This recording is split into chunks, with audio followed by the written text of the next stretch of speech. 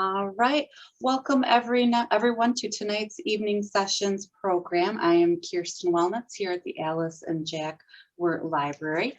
If this is your first time joining us for an evening sessions program, it is a monthly adult series featuring a fun and engaging mix of presentations, lectures, workshops, demonstrations, author visits, and performances on topics covering the arts, culture, history, science, and more. Our next evening sessions program will be Wednesday, July 7th at 6:30 p.m. It's Larry Martin's World War II in their own words. Again, you can register for that the same as you did tonight through our event calendar, or you can also call any of the branches and we can get you registered as well. Tomorrow night we have a program. It is bird watching versus birding. If you're interested, it'll be at 7 o'clock. You can register through that event calendar and get the Zoom link, or again, you can call any of the branches. If you would like to see any of our other upcoming programs, we do have a newsletter that you can get at any of our locations, or you can view our event calendar on the website. Summer reading program is currently going on.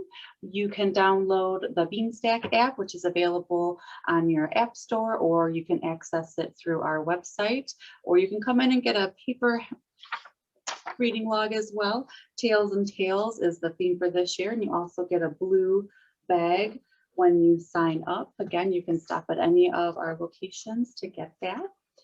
And now I am very pleased to introduce our presenter tonight. We have Robert Myers joining us, and he is the Director of Education for the Historical Society of Michigan. He oversees the Society's educational programs, including its Michiganders on the Road history tours, History Hounds lecture series, history skills workshops, and Michigan History Day for students. He holds a BA in history from Elma College and an MA in history from Western Michigan University. He has authored numerous books, including Lost on the Lakes, Shipwrecks of Berrien County, and Adeline and Julia, Growing Up in Michigan and on the Kansas Frontier. And his articles have appeared in Michigan History Magazine, Chronicle, and Michigan Historical Review. He and his wife have researched the histories of about 40 houses. They're currently restoring their third old house, a 1903 colonial revival in Grand Ledge. So please help me in welcoming our presenter for tonight. And if you do have any questions, feel free to put them on the chat, or if you're out joining us on Facebook Live, put them there in the comments and we'll make sure that they get asked and answered.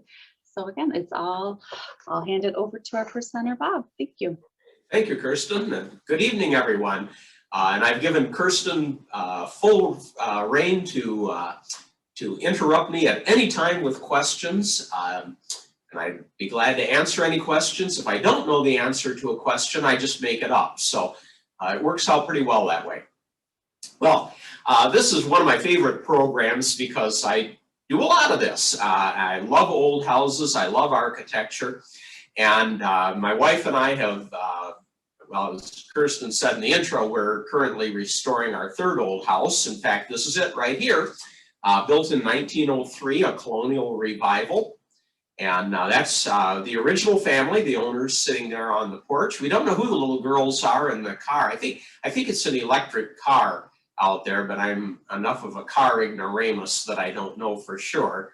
But a great old house in Grand Ledge. And when we bought our first one, many years ago now, we wanted to know the history of the house. We wanted to know, when was it built? Who built it? Who lived there over the years? The story of the house. And I'm one of those people, I believe that you really don't own an old house. You're the caretaker of it. And it's our job to pass it along to the next generation. Hopefully at a fat profit, but you never know. But we want to take good care of the house and make sure that it lasts. This one built in 1903, so it's 118 years old. And our former one was built in 1892. So these are great old houses. And sometimes when we think of historic houses, we think of these mansions, like the Biltmore here. that a historic house is, boy, it has to be a mansion. It has to be a great big house. It has to be an architectural marvel, Frank Lloyd Wright design like Falling Water or Taliesin or something, or it has to be a house owned by a famous person. The President of the United States owned this house, or something like that. Well, nonsense. Every house has a unique past. They're all different. And they have great stories with them. And if they're well built at all, and if your house is more than about 50 or 60, 70 years old, it's probably pretty well built or it wouldn't have lasted. And so they can all have great histories. So learning the history of your house is going to take some research. Nobody, unless you're really lucky, nobody's done that history for you. And it's going to require some digging. You'll be able to do it though. It's pretty rare that you can't come up with at least a pretty good stab at the date of when your house was built, often the exact date, and you'll be able to find out who lived there and all the things about them, great family stories and that sort of thing. It's just going to take some work. There ain't no easy way. Unless you're really lucky, you're just going to have to do some digging. But it's a fun process. I really enjoy it. I'm one of those nerds that likes history and likes doing research. There's probably something very wrong in my psyche that way, but I always do love research. So very few houses have that history. You're going to have to be a Sherlock Holmes. It's a bit of a detective search. So how do you do it? How do you find out when your house was built, who lived there, all that sort of thing? Well, when I research a house, I usually start with its architectural style. And architectural styles are like clothing styles. They come into fashion, they go out of fashion.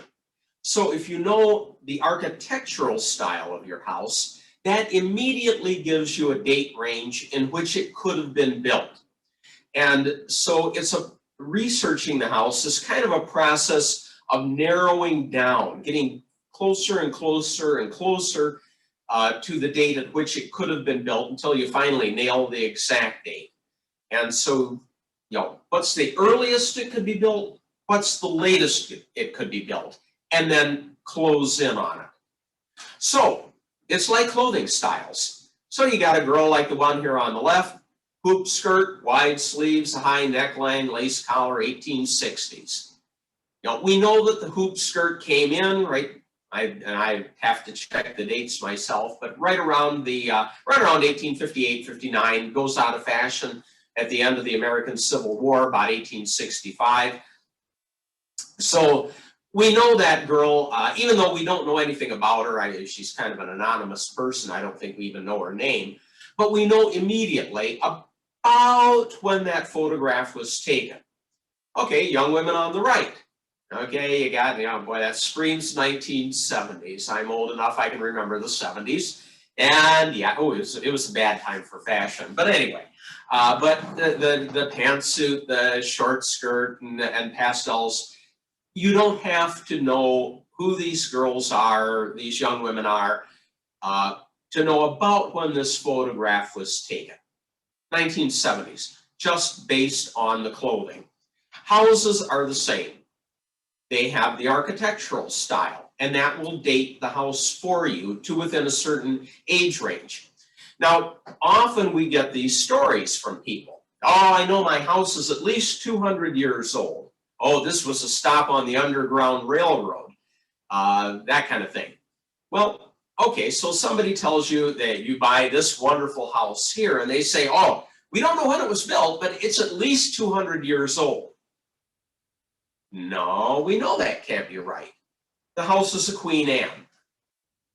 Queen Anne style came into fashion about 1885, ended about 1905, 1910 at the very latest.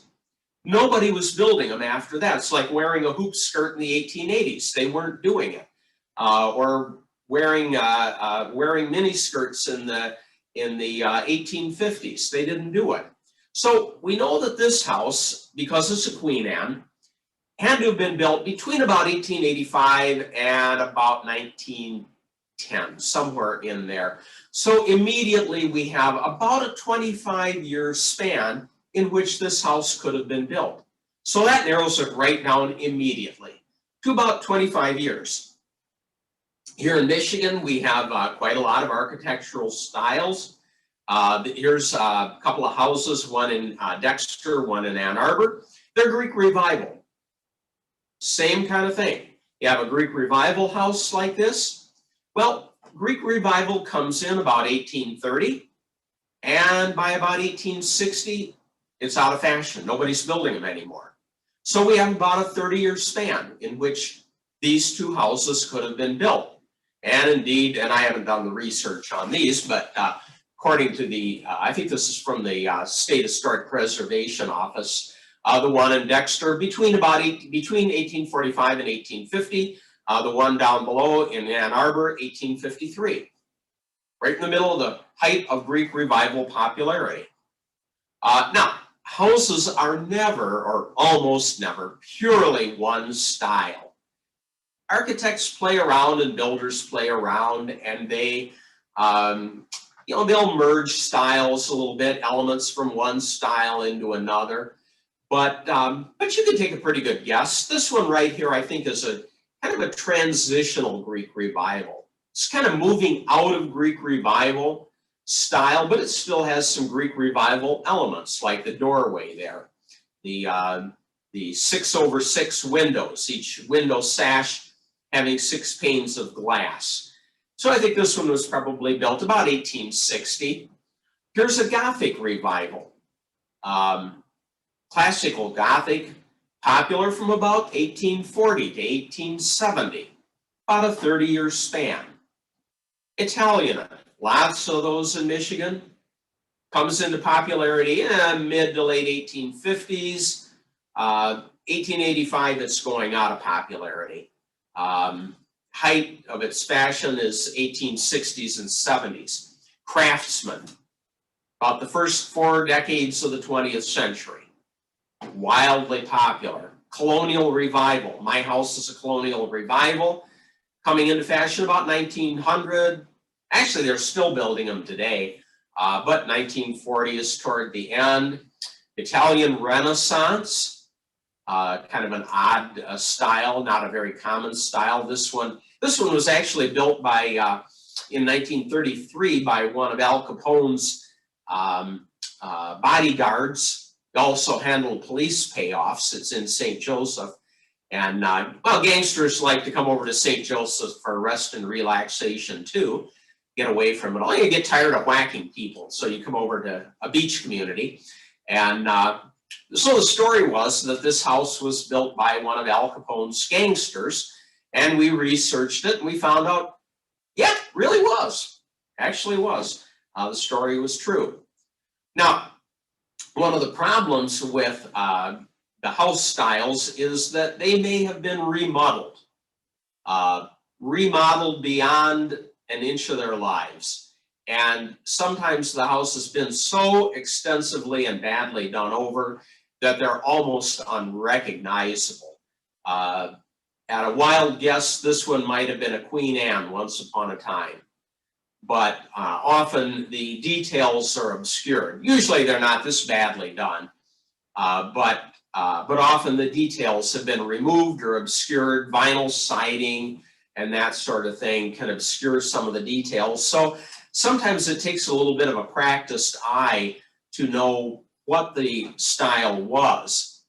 Oh, nuts. I thought I had a slide here with the book on it. Oh, shoot. Okay, I'm gonna stop for just a second. I don't know what happened to my slide, unless I've got them out of order. If you're wondering, okay, how am I supposed to know what style my house is? I'm not an architect. There's one book that is, there's a lot of them that are out there to help you identify styles, but there's one that I absolutely love. It's called A Field Guide to American Houses. Field Guide to American Houses. I don't know if you guys have it in the library there. but you can buy it on Amazon. McAllister, Virginia McAllister is the author, and Lee McAllister, but usually it's just Virginia on there. Virginia McAllister, and it's a field guide to American houses. And it goes through every house style ever used in America. And if you think, nah, they couldn't have done that, they include wigwams, teepees, mobile homes, Quonset huts, everything. And they have photographs, lots of photographs of each style, a little history of each style. And so if you're wondering, gee whiz, I don't know the architectural style of my house, get the book, A Field Guide to American Houses. It is by far and away the best one. And that handout that I sent out has it on there. I'm sorry if I left it off of the slides. I don't know what happened to that. So anyway, look at the architectural style of your house. And if you really don't know, even after consulting Field Guide, you might ask an architect, go down to the museum, ask the people there. They probably are familiar, at least to a fair extent, with houses. So you've got the architectural style. Let's say it's Queen Anne. Okay, 1885 to 1910. That's your age range. Start with that. Next thing, look at the house itself. There can be physical clues in the house. Sometimes you'll have dates stamped on hardware, window pulleys, locks, hinges, that kind of thing. And so look at the hardware. If you're lucky, you might have the original date on or you have the original toilet or bathtub. The toilet will have the date stamped on the inside or the back of the toilet tank. The sink will have the date stamped on the bottom of the sink, and it's pressed right into the clay when they fire them. Bathtubs, it's on the bottom of the tub. Now, you might have to get your spouse to agree to let you pull the bathtub out so you can look at the date. That's your problem, but the dates can be there. So there can be clues in the physical house itself. Look at nails in the house. Now, to do that, you may have to go up into the attic, into the basement, places that are not covered over by plaster and that sort of thing. But go up in the attic, go into the basement, look at the boards there. How are they nailed together? And there's a date range with nails. You won't find hand-forged nails here in Michigan, or not very often. Those predate 1800. Up at Michilimackinac on Mackinac Island, yeah, you might find some up there. But those are hand-forged nails. But you will find in houses of the 19th century machine-cut nails. And machine-cut nails are square in cross-section. So unlike the modern wire nail that we have down there at the bottom, the machine-cut nail is square. And that's because to make them, they just took a thin bar of metal and they ran it through a cutting machine, and it would shear off the nails, and then they would put them in a press, they would put a head on them, and so the nail itself is square in cross-section. If you have those, the house probably predates 1900. About 1890, the wire nail, same thing we get at a hardware store today, the wire nail comes into play, and those are being manufactured. So, and they're circular in cross-section. You've all seen those. So if your house is predominantly made with wire nails, probably post-dates 1900. Machine-cut nails, probably pre-1900. And so when we were working on our house in St. Joseph, we bought this house there, and we figured it was probably built in the, I called it a poor man's Queen Anne.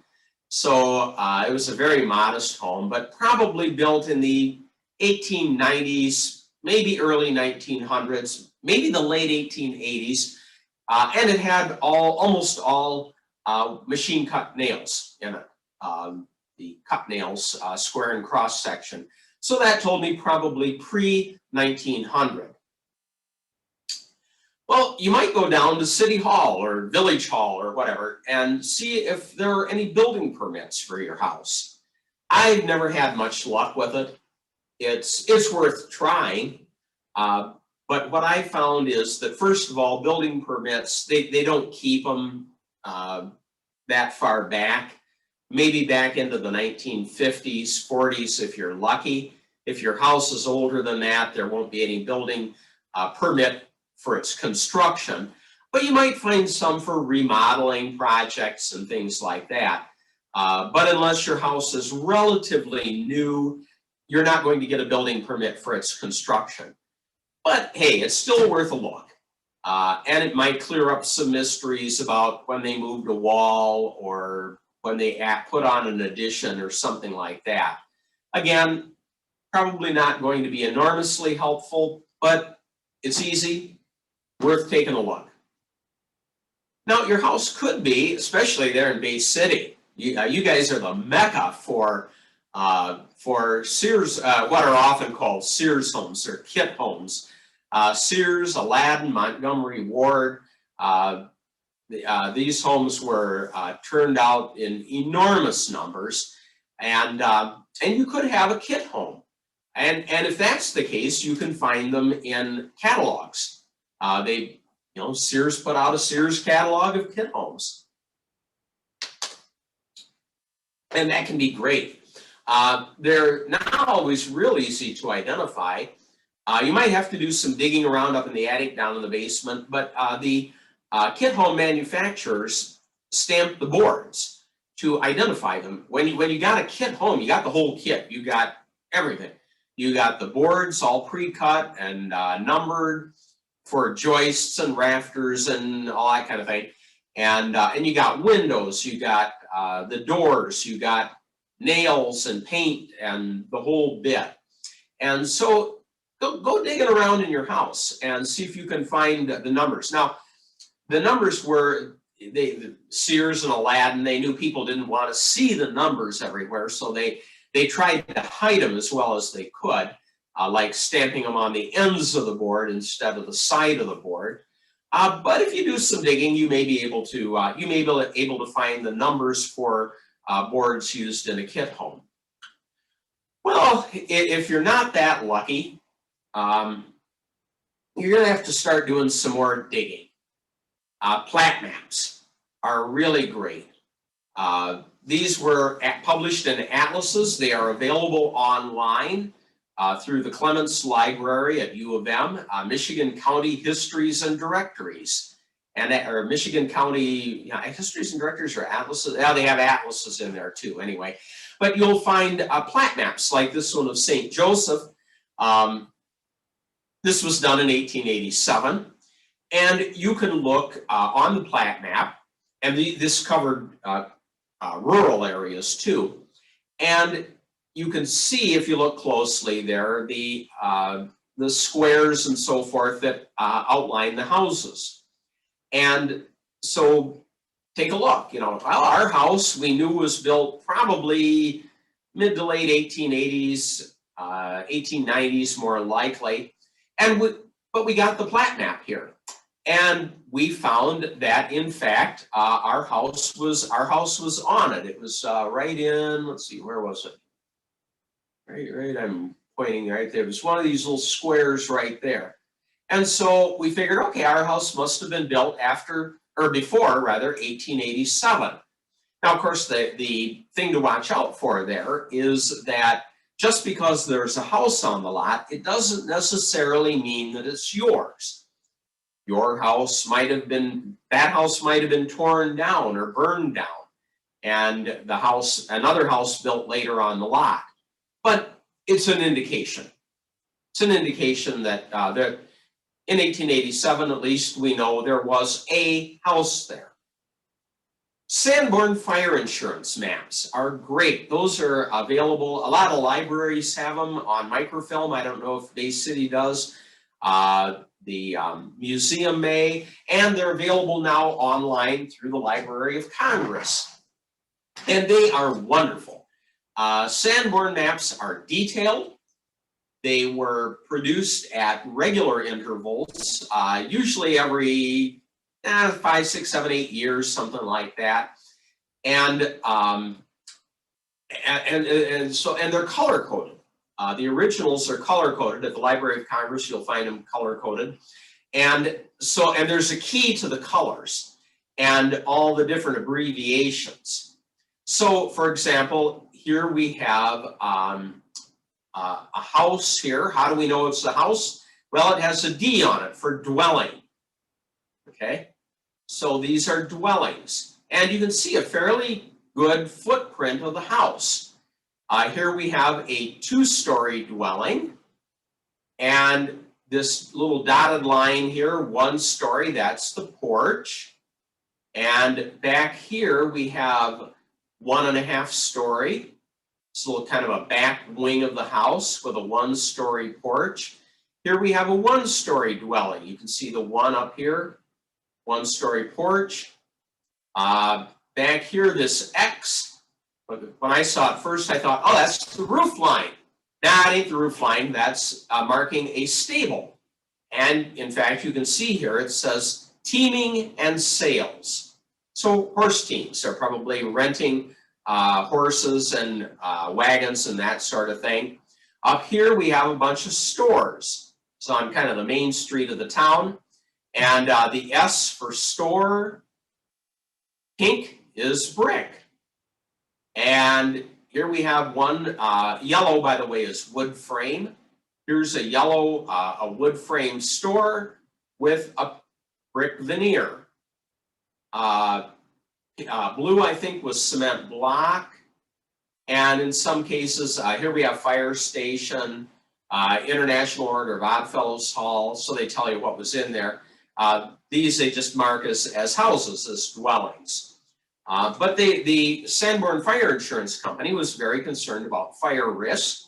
And so they wanted to know what these houses were made of, what the stores were made of, water lines and so forth. So they're very detailed. Now, the only trouble with Sanborn maps is that they only covered the part of town that the Sanborn Company was concerned about. And that was usually the downtown area. And as years went by, the map expanded. They kept going farther and farther out from the center of town. But if you're lucky, your house will be on it. I was just researching one today that in Grand Ledge, and the house is right downtown. Yeah, there it was on the map. It was not there in I think it was not there in 1893. The next Sanborn map was published in 1900, and the house is there. So the house was built between 1893 and 1900. Our house in St. Joseph, we weren't that lucky. The Sanborn map didn't reach out that far into town until about 1913, and we were pretty sure the house was built well before that. Yeah, there it was in 1913, but yeah, it didn't tell us a whole lot. But the Sanborn maps can be great sources.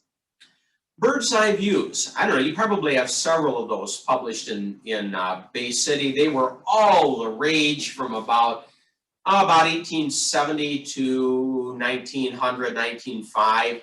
They were colored chromolithographs, color lithographs, and they were done from about a 30-degree perspective, oblique, as though a bird was flying over town and looking down on the town, sort of an aerial view before airplanes. And you can see that the buildings are fairly well depicted. And if you're lucky, you can find your house on there. Certainly worth a look. And the streets they're labeled, Ferry Street and Main Street and whatever. And so you can look around, you may be able to find your house there. This map, unfortunately, or bird's eye view, is undated. Most of them have a date on it.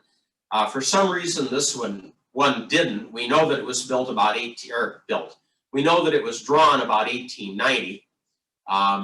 But Yeah, it can be fairly useful if your house appears on it. Well, if you have to, you may have to do even more digging. Again, you're narrowing down the date. And there's no sequence of research steps that you have to do. You may take them out of order. But one of the things I found very useful is the property ownership. And that you can find at your county register of deeds office. And it's going to take some time. They are organized by the names of the buyer and the seller, not the property description. So you may have to start with you and look up when you bought the house. Now, if you're really lucky, you could have an abstract of title with the house that will have all of this on it. But they stopped requiring those, about 30 years ago. But you may have one with your house. If you don't, you're going to have to reconstruct it. So you start with you at the Register of Deeds office. You know that you bought the house in 1995 or whatever it is.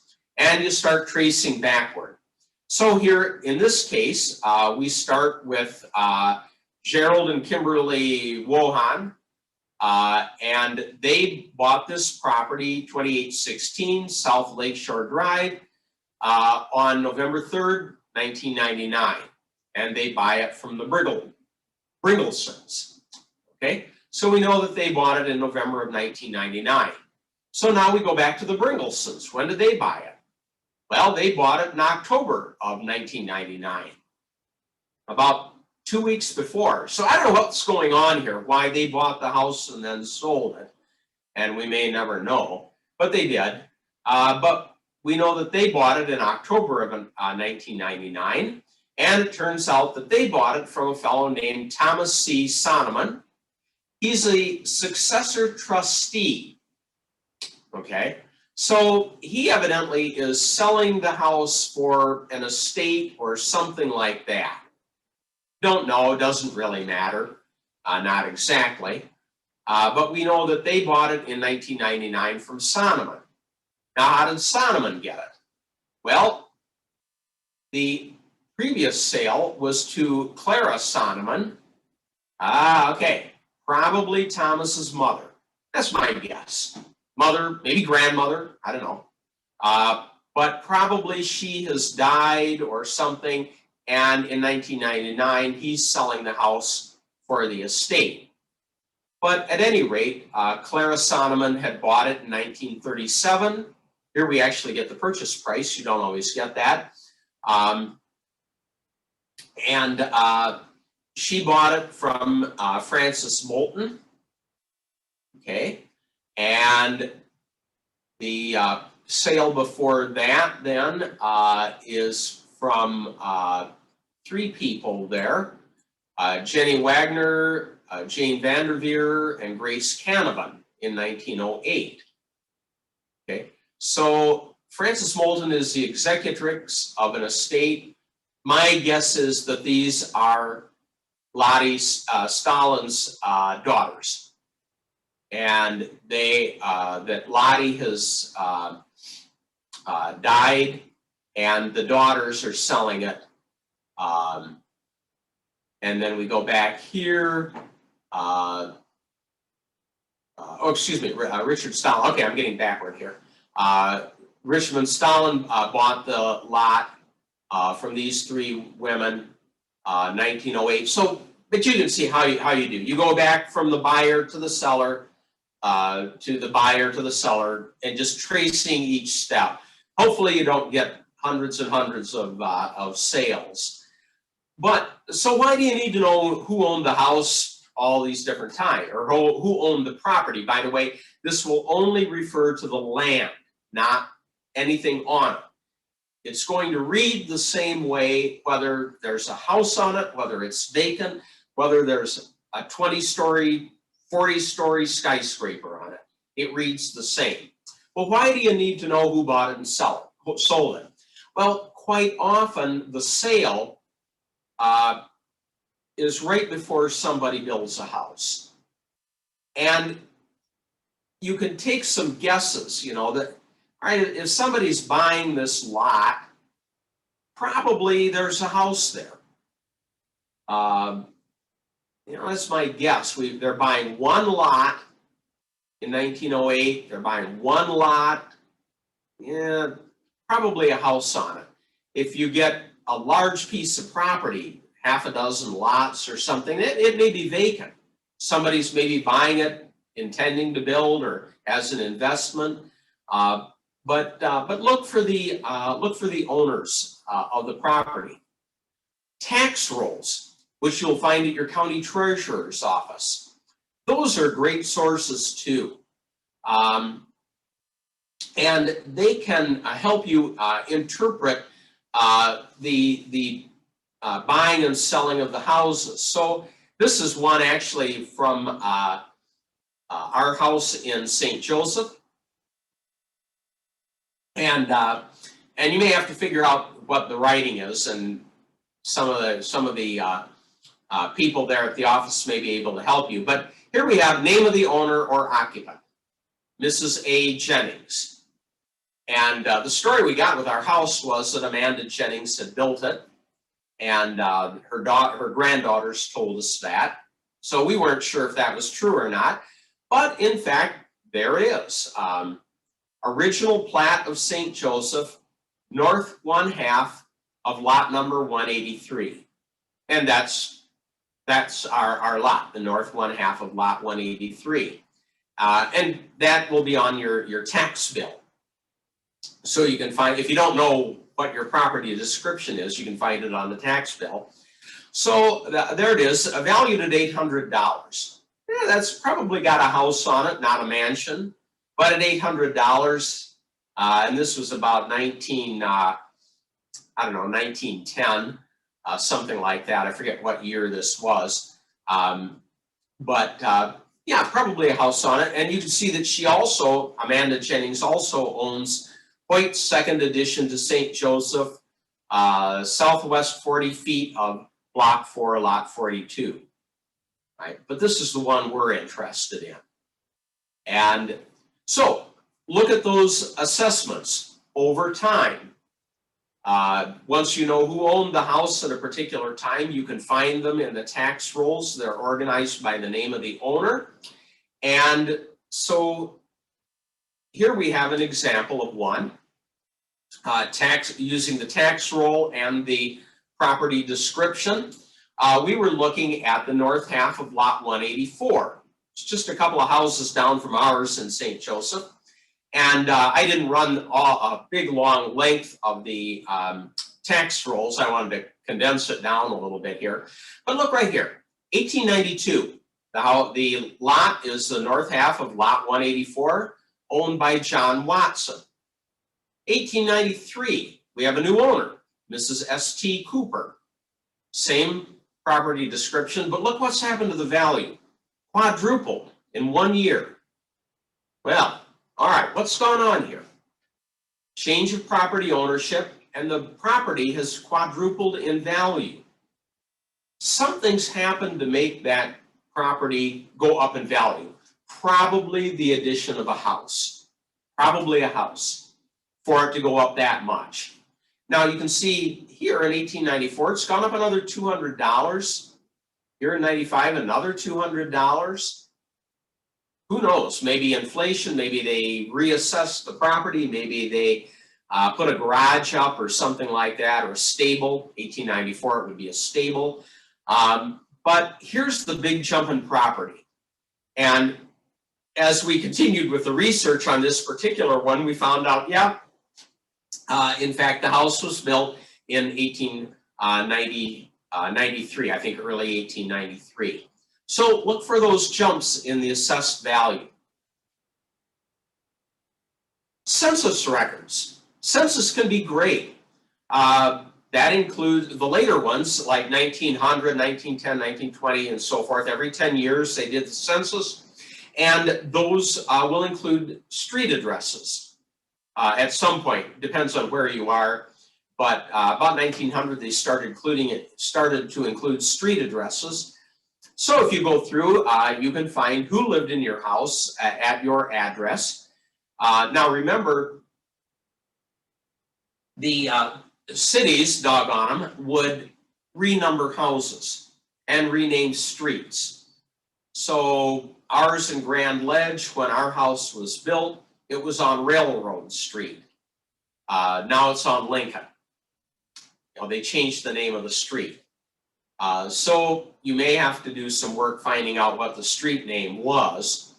But certainly looking at details, here we have Pearl Street, 1104 Pearl, 1114 Pearl, 1118 Pearl.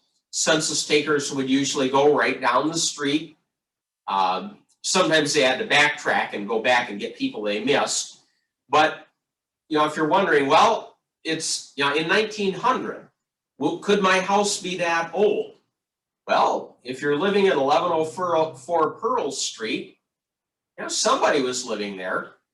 Now, again, that may not be the original house. Your house might have been torn down. It might have burned down. They might have moved it. But it's an indication that in 1900, 1910, whatever year the census is, somebody was living there. This will also help you find who the owners were. Again, you can kind of leapfrog around in the research. You're looking at property tax rolls. Well, I don't know who owned the property in 1900. Well, the census might tell you that and might help you find your property in the tax rolls. City directories can be great sources. In St. Joseph, we didn't have any before 1900. I think there might have been one in 1898, something like that. But basically, about 1900 was when they started. But these were done every year. And so again, that will help you find the owners. They have an index in them. If you're lucky, some of the early ones didn't have an index.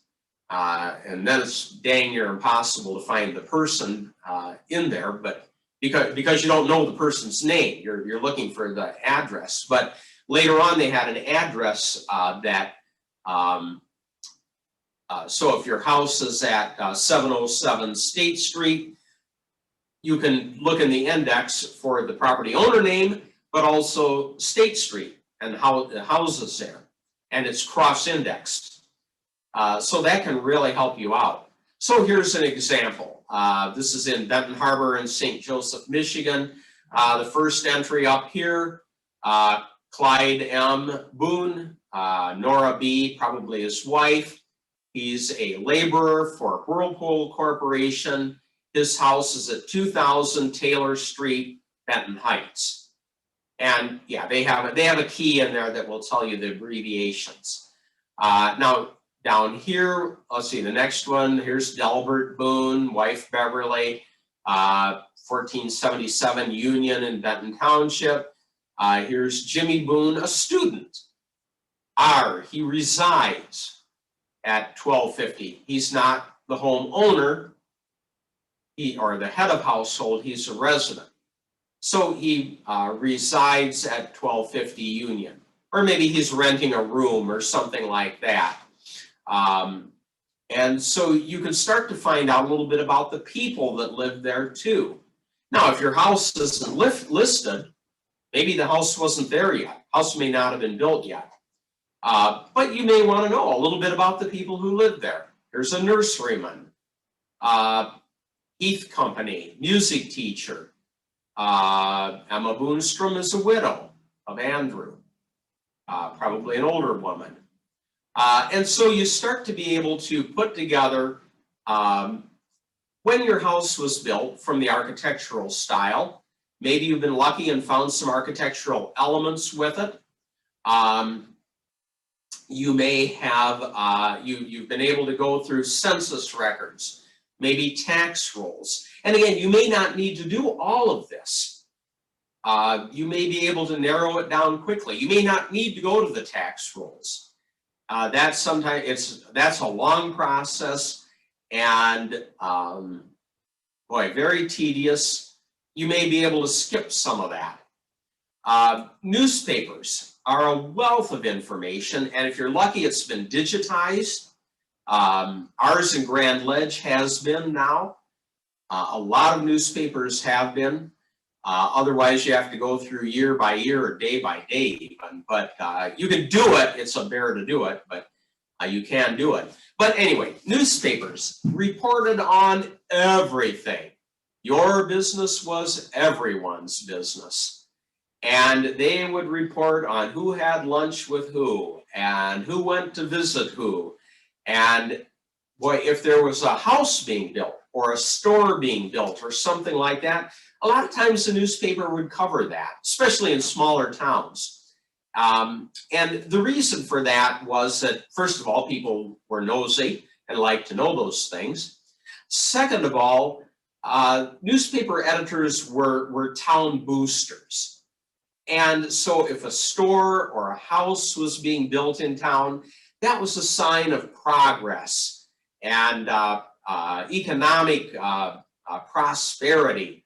So they like to talk about that. So here's one in October of 1891.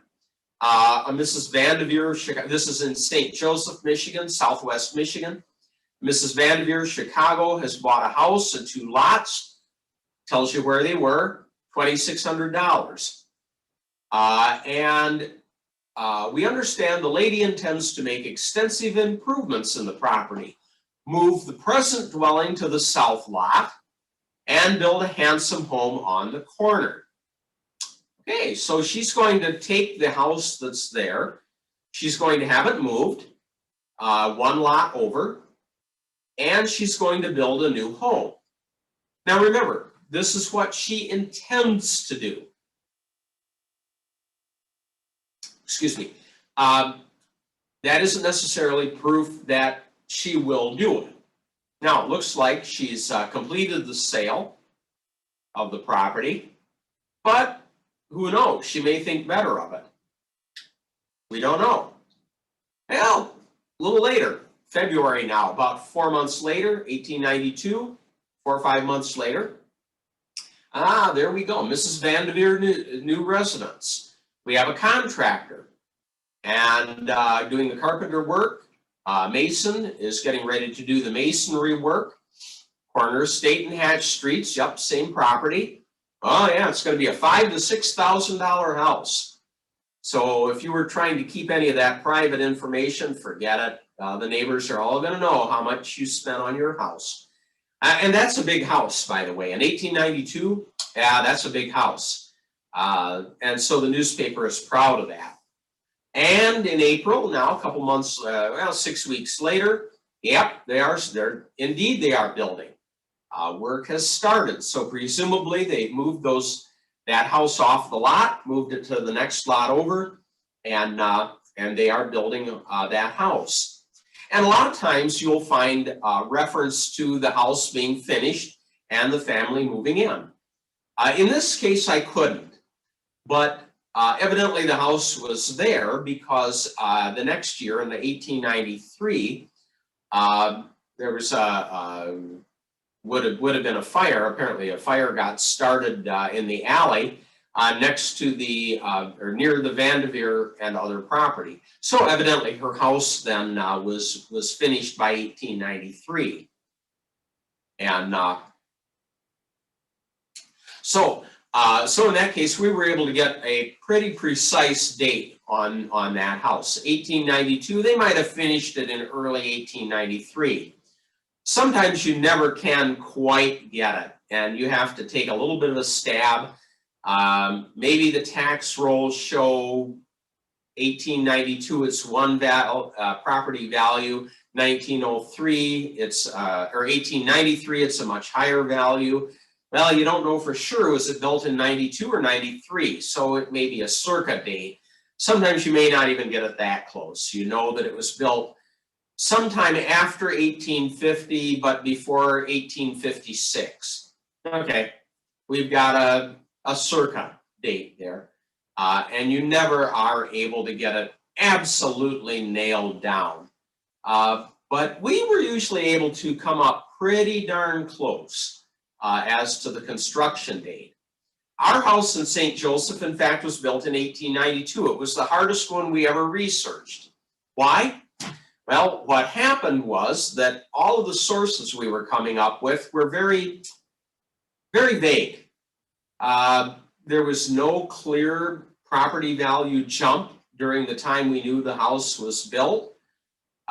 We just couldn't find much on it. Well, I finally stumbled across, I was researching something else entirely in the newspaper. The newspaper at that time was not digitized. And we had decided that the house was probably built in the late 1880s. And I ran across a newspaper blurb like one of those in 1893 that Amanda Jennings and her family were moving into their nice new home. So no, wait a minute, that doesn't make sense. Why would they be moving into the house in 1893 if the house was built in the late 1880s? They wouldn't have waited for 4, 5, 6 years. Well, I started going back in the paper week by week. Fortunately, it was just a weekly, and ran across another little story about how the Jennings family had started work in their new home in the burned over district. I said, well, what's the burned over district? That sounds like there was a fire. And sure enough, what had happened was, to make a long story short, there was a house there before. That's why the property value didn't jump. There was a house there before. It and several others burned down in a big fire in October of 1892. And in the spring, or October of 1891, and in the spring of 1892, they rebuilt. And so we were able to find there. We knew about when it was built, but that was able to nail down the exact year. Even the season of the year, we know that they built it in the spring of 1892. So you can usually come up with a pretty precise date. Now, people have often asked, well, what about recognition for houses? Well, we have started a new program for that, just launched it about a week ago, Michigan Heritage Homes. And it recognizes houses that are built at least 100 years ago. And so you can get this big, nice plaque for your house if you want, doing a little bit of advertising for it. It's different than I'll go back to that a second. This is different than those green state historic markers. A house like ours in St. Joseph, or our new old house in Grand Ledge, it wouldn't qualify because for a state historic marker, because even though they're great houses, they have no association with a famous person or event. There's no particular history there. So they would never go on the State Register of Historic Places. They would never go on the National Register. So this just recognizes old houses 100 years old. That's all you need. So to put in my last pitch before we do question and answers here, I'd love to have you subscribe to Michigan History Magazine or join the Historical Society of Michigan. If you join the Historical Society of Michigan, you get both of our magazines, Michigan History and Chronicle, or you can just subscribe to Michigan History alone.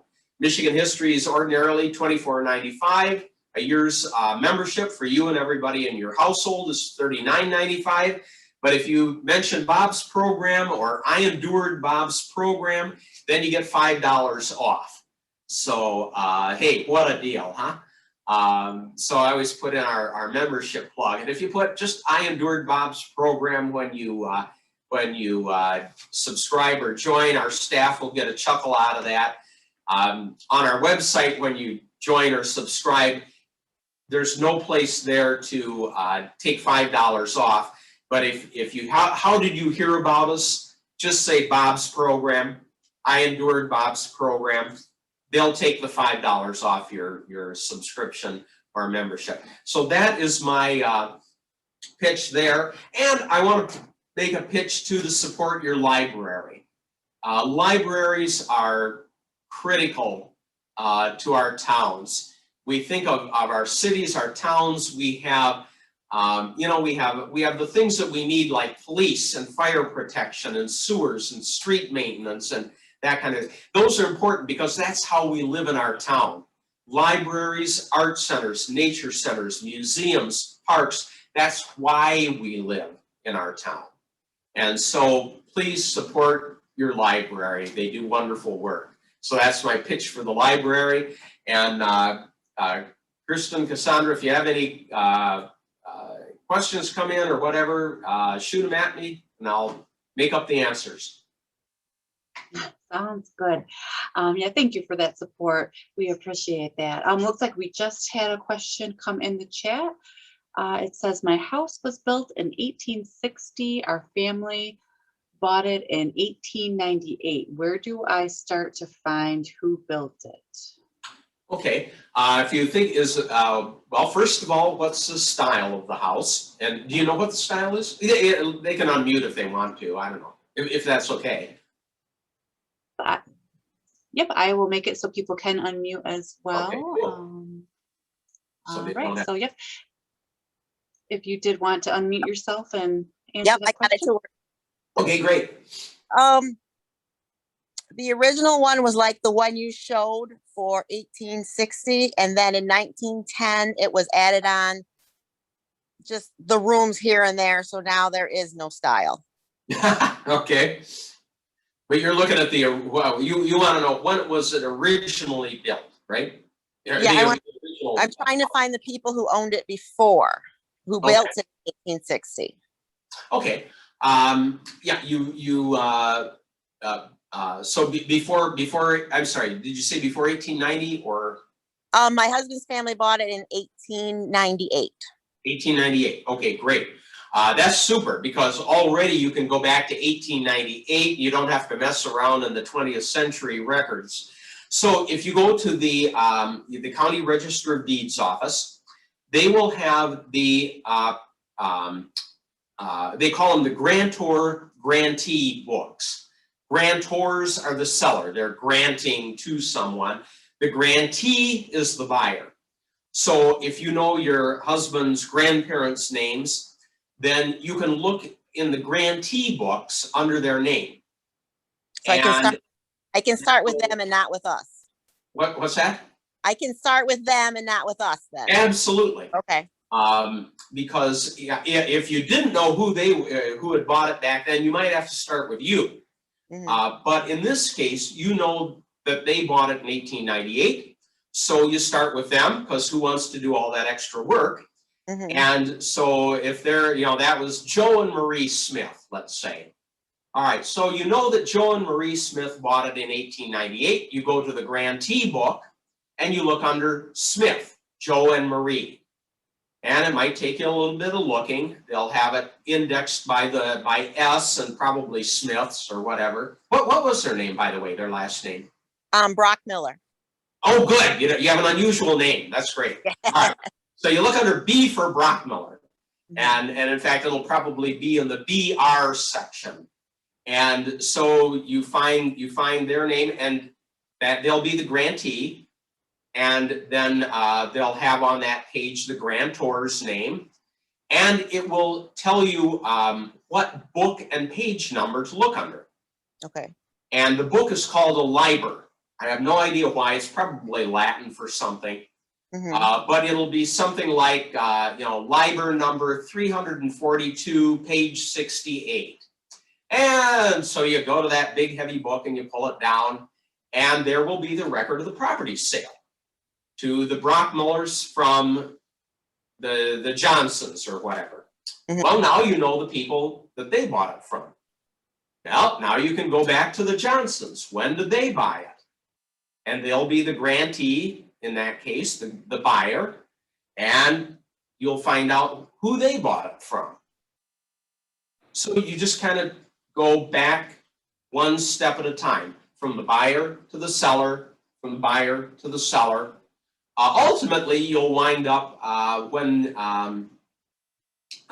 somebody bought the property, often from, sometimes rural property, you'll go all the way back to the federal government When the government bought it from, or acquired it through treaty from Native Americans.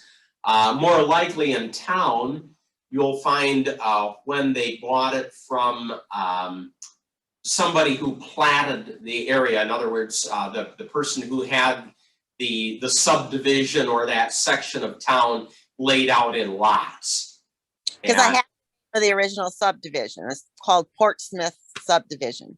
Oh, okay, Portsmouth subdivision. So that's great. And probably those guys that did the subdivision were very modest, and they usually named the subdivision for themselves. Okay. So probably a Mr. Portsmouth had it platted, and you know, and they'll buy. You'll see. Okay, the Brockmullers bought it from John Q's Portsmouth, and yeah, that's probably the original sale of that property. Because I've looked online and it hasn't been much help. There's not much for back then. No, the Register of Deeds offices, they've digitized some of the property transfers, but my experience is that they usually don't go back before about 1960. Okay. So they you know, if you're starting with having to start with you, that can help you a little bit, because you might have several purchases before they stopped digitizing. But in this case, it wouldn't help you much. You're going to have to go to the Register of Deeds office and hang out there. Okay. Okay. Thank you. Yep. Right, I don't see any other questions in the chat. Did anybody else want to unmute to ask any questions?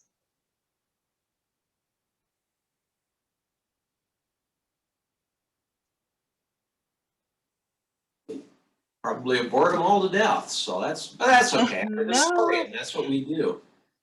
No, lots of great information. Very, very informative and very thorough. So thank you so much for being here tonight and presenting for us. We really appreciate it.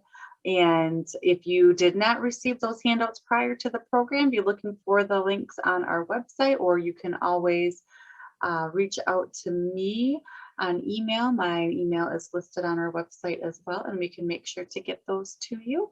And we hope to see everyone at our next evening sessions program. And thank you again for presenting tonight. That was absolutely wonderful, very informative, and we really appreciate it. Oh, well, thank you, Krista. Everyone. Sandra, I really appreciate the opportunity, and yeah, support your library. Support your library, folks. Yeah, thank you.